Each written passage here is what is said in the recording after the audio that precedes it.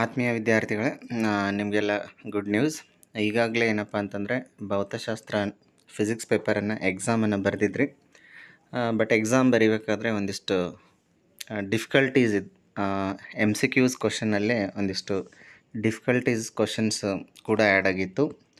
ಹಾಗಾಗಿ ವಿದ್ಯಾರ್ಥಿಗಳ ಒಂದು ಕೋರಿಕೆಯಂತೆ ವಿದ್ಯಾರ್ಥಿಗಳ ಒಂದು ಮನವಿಯನ್ನು ಸ್ಪಂದಿಸಿ ಈ ಒಂದು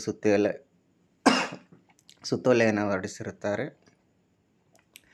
ಅರ್ಜಿಯು ಅಂಗೀಕರಿಸಲ್ಪಟ್ಟಂತೆ ಬಹುಪಾಲು ವಿದ್ಯಾರ್ಥಿಗಳ ವಿನಂತಿಯಂತೆ 7 ಮಾರ್ಚ್ 2024ರಂದು ನಡೆದ ಭೌತಶಾಸ್ತ್ರ ಪರೀಕ್ಷೆಯಲ್ಲಿ ಬ್ಲೂ ಪ್ರಿಂಟ್ಗೆ ಅನುಗುಣವಾಗಿಲ್ಲದ ಎಲ್ಲ ಹಾಟ್ಸ್ ಪ್ರಶ್ನೆಗಳಿಗೆ ಗ್ರೇಸ್ ಅಂಕಗಳನ್ನು ನೀಡಲು ಕರ್ನಾಟಕ ರಾಜ್ಯ ಮಂಡಳಿಯು ಒಪ್ಪಿಕೊಂಡಿದೆ. Okay, this is very good news.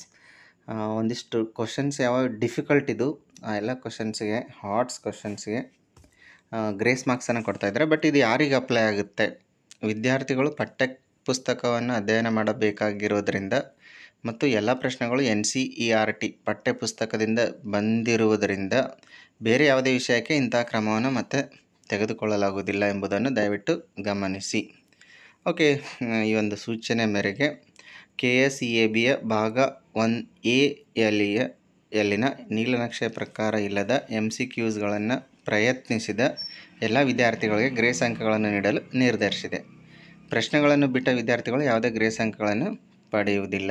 ವಿದ್ಯಾರ್ಥಿಗಳೇ, ನೀವು ಯಾವುದೆಲ್ಲ ಆಪ್ಷನ್ಸನ್ನು ಕ್ಲಿಕ್ ಮಾಡಿದ್ರಿ, ಅದು ರಾಂಗ್ ಆಗಿದ್ರೂ ಕೂಡ ಏನಪ್ಪ ಅಂದರೆ ನಿಮಗೆ ಗ್ರೇಸ್ ಮಾರ್ಕ್ಸ್ ಬರುತ್ತೆ. ಬಟ್ ನೀವು ಆನ್ಸರನ್ನು ಯಾವುದೇ ಥರದ ಆನ್ಸರನ್ನು ಬರೆದಿಲ್ಲ ಅಂತಂದರೆ ನಿಮ್ಗೆ ಗ್ರೇಸ್ ಮಾರ್ಕ್ಸ್ ಬರೋಲ್ಲ. ಹಾಗಾಗಿ ಇದನ್ನು ಗಮನದಲ್ಲಿಟ್ಕೊಂಡು ಮುಂದೆ ಬರ್ತಕ್ಕಂಥ ಎಕ್ಸಾಮ್ಸ್ ಕೂಡ ಚೆನ್ನಾಗಿ ಬರೀರಿ. All the best. Thank you.